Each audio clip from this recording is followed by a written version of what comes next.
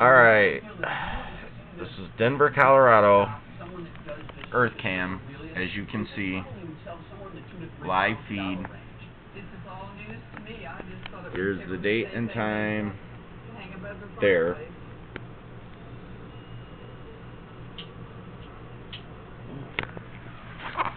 Let's see what we can see. I'm blowing it up. You can see it's still a live feed. Try to hold it as still as I can.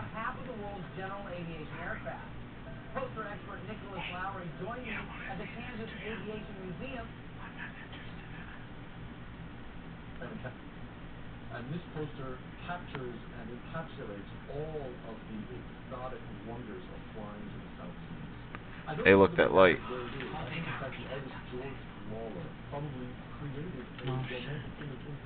See that light? Gone now. Did you see those four under the cloud there? Did you see that? They're like that. Whoa. Huh. It's one of the rarest American travel posters. It's never come up for sale either with the text or without the text before. It's hard to hold this thing still. Oh, sorry. I think I only got 2 more cigarettes left. Me too, after this one. And all its advertising is their involvement with the war effort. The only other time I've seen it in a reference book is when the image appeared on the cover of a brochure, and the text on that brochure cover said, as you can see, Earth Cam. You gotta check it out, people. Oh, there's that light again. The belly of a giant Boeing 314 flying over the Statue of Liberty. You see the American flag emblazoned on the underside. A phenomenal patriotic image. At auction, I would conservatively estimate it at $4,000. Wow. But I wouldn't be surprised if the final price was substantially higher than that. These are the versions without text. Does that affect the value greatly? Some collectors really like that. Some collectors really don't like that. It doesn't necessarily affect the value at all. It will affect viewer's choice, whatever you prefer.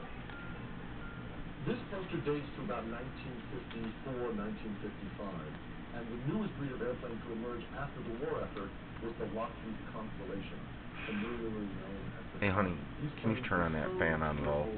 So aerodynamic, really just sleek, modern flying marvels. Oh, look at those lights. With a great depiction of the airplane.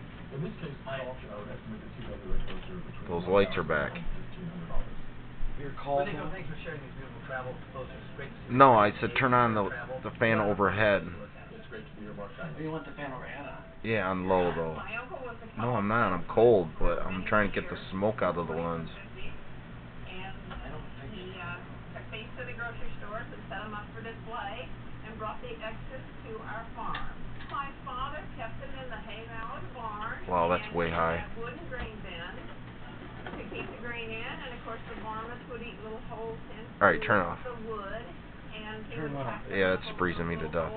Sorry, honey. I'm so sorry. Split in the board or something to contain the grain. That's for cardboard. Exactly.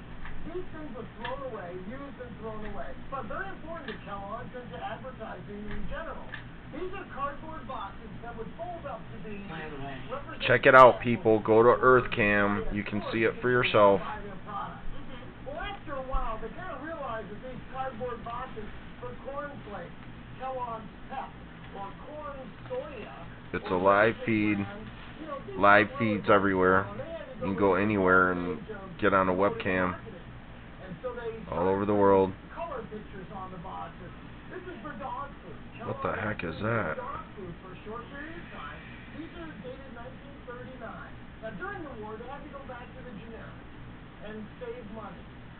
But after the war, it blossomed, and they started inventing characters like Snap, Crackle, and Pop. And they started creating a bond saying, you know, hey, let's enjoy breakfast, right? At that point, they moved over to television stars, somebody like Guy Madison, who was Hey, that light's back. the star of Wild Bill Hickok's show. And so they would license his image to put on cereal boxes to sell there it goes. war box. Yep, flying away. And they are not showing themselves for very long tonight. I know it. Extremely rare. So what is most rare Look, is this blurred the one. camera. Because the artist who did the cover art was a gentleman named Norman Rockwell.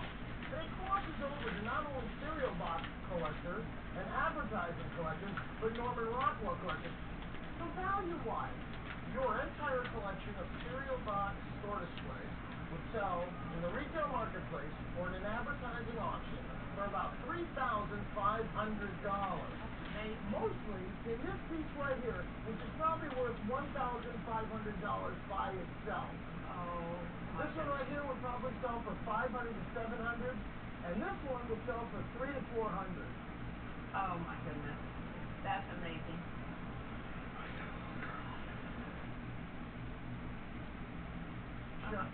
So the artist who did the cover art was a gentleman named Norman Rockwell. And it crosses over to not only cereal box collectors and advertising collectors, but Norman Rockwell collectors. So value-wise, your entire collection of cereal box store displays would sell in the retail marketplace or in an advertising auction for about $3,500. Mostly in this piece right here, which is probably worth $1,500 by itself. Oh. This one right here would probably sell for $500 to $700, and this one would sell for $300 to $400. Oh my goodness. That's amazing.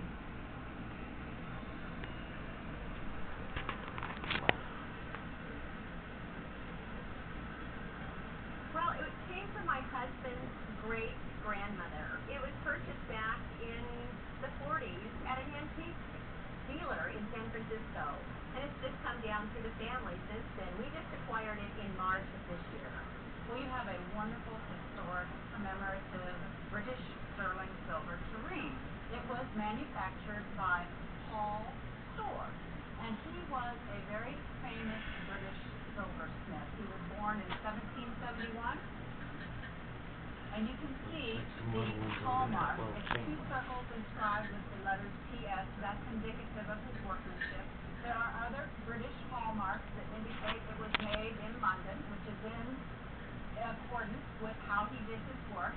The date mark was 1819, and what really set Paul Storr apart as a silversmith in Britain was that he was very known for his ceremonial, his commemorative pieces, and there's just no end to decorations and embellishments here. We've got our wonderful applied and cast top, our handle. There's decorative borders, there's egg and dark molding here. All of these things very much in keeping with the Regency style, the fun little paw piece. But what was troubling for me was that as a commemorative piece, it would have had a special engraved design here. And you can see other ones around it. They're just, see that? Yeah, there's a couple of them now. It looks like a circle to me. And that was missing. A large circle. It's hard to get closer because I can't get the whole picture in. Maybe 15 of them. And if you look on the inside, there's some See, there they are. workmanship that you can see that led me to believe that this was actually cut out and replaced by a later owner, somebody who had wanted to make it their own and make it special. Paul Storr is a rock star amongst the 19th century silversmiths, and his work is very popular and in demand. The addition, embellishment, personalization of this piece does detract from the value, but as it is at auction, it would readily go for between $20,000 and $25,000. You're kidding me. You have that receipt. How much did your grandmother pay for that? $1,100. Yes. No, I am in shock. Cannot believe that. How much would it be worth if it hadn't been personalized? I mean, does that take away some from... in retail settings, in pricey stores overseas, that would have gone for as much as $70,000. Unbelievable. 20 to 30, 20 to 25. Wow. Right after World War II, my grandmother made a trip to Japan, and I think she retrieved some items that she had over there. She brought 9 matchlock rifles, just about like this, and brought this helmet and many other antiques also.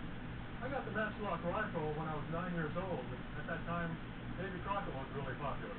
He said, take your pick. And of course, I picked the plain one just like Davy Crockett had. All the others were completely inlaid with gold. So I don't know if I missed out on anything or not, but I enjoyed this rifle so much, and I've had it since I was 9, I think. Okay. And were you wearing the helmet when you were running through the woods? Well, no. My mother told me my family was samurai, and this was passed down from father to oldest son. My grandmother gave it to me because I was the oldest grandson. So I've had it all this time. I got it about the same time as the rifle. I don't know anything about it. I've seen on the internet the helmets that are black, more warlike. Right. And I thought this was more ceremonial helmet of some sort. The thing that's so interesting about this is we think of today globalization and how that's changing all of us so much, and we've seen firsthand the effect of that on our country. But what we don't realize is that same sort of effect occurred in the mid-19th century, and it occurred with Japan. Commodore Perry went to Japan in 1852 and again in 1854. That was the first real contact the Japanese had had with the West for hundreds of years. Previously, they'd been in touch with the Dutch, but several hundred years there'd been not much contact at all until Commodore Perry. When they saw that, there was a recognition that they had to make dramatic changes from a feudal society to an industrialized society, or else they were going to face the same kind of problems that was going on in China, which was that China was being partitioned by the Western powers. They didn't want that to happen. So they made a decision. Alright, I'm about to run out of memory here, people, so I'll show you again where I was at. Colorado, live, Earth Cam. There's the date. It's in Denver. Check it out for yourself. You can see stuff every single night if you look. Bye.